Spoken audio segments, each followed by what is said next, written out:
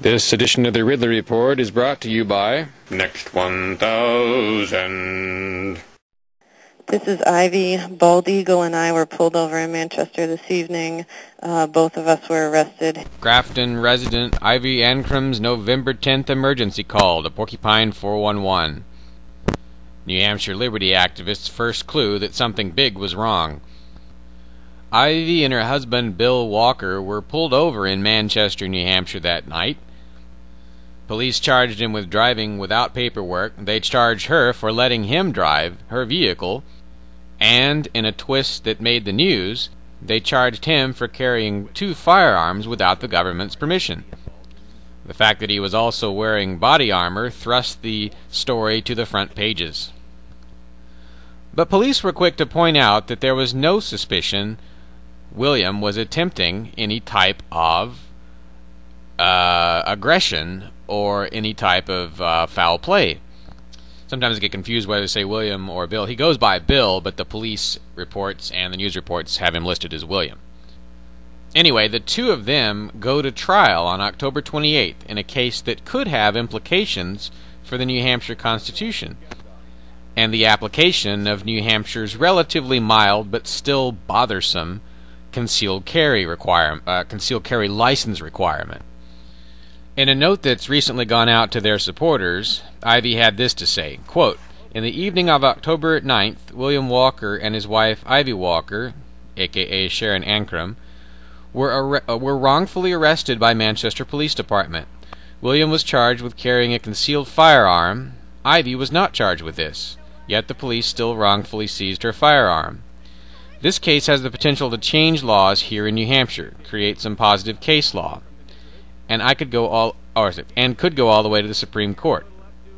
A chip-in page, williamwalker.chipin.com, has been created to help raise funds for their legal and other expenses as a result of this arrest. If 100 people were able to donate a mere $35, we could raise the funds we initially need to potentially make a major impact on the infringement of our Second Amendment rights here in New Hampshire. We are grateful and appreciative of all who can and are willing to help in any way." Unquote. Bill and Ivy are also requesting that people turn out for the October 28th trial or court appearance or whatever in Manchester. If you see the video description for this clip, that will have details on all the who, what, where, when, why. But I think it's relatively early in the morning on October 28th. New Hampshire law provides that a person must have a license, a relatively inexpensive, relatively easy to obtain license in order to concealed carry. However, I think after that law was passed, New Hampshire passed a constitutional amendment, and that amendment would seem to make this licensing requirement, the licensing requirement could be considered unconstitutional based on the wording of New Hampshire's current constitution.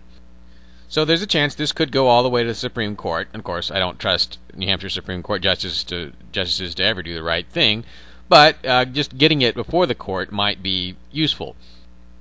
Bill and Ivy run a restaurant in Bristol and have also been talked about quite a bit recently because Bill has refused to give over his Social Security number to state bureaucrats, either state or local bureaucrats, and that's resulted in some grief for him as they try to keep their restaurant going.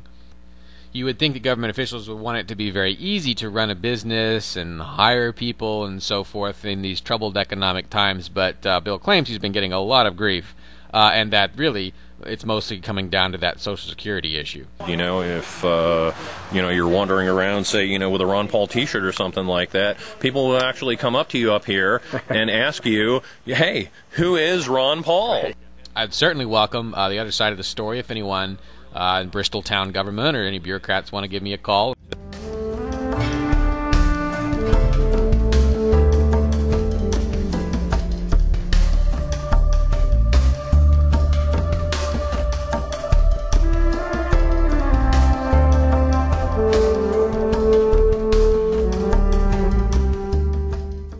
Why is it that hundreds of liberty lovers have moved and continue to move to New Hampshire?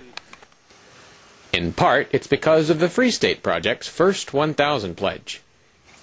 The success of that pledge gave this man an idea.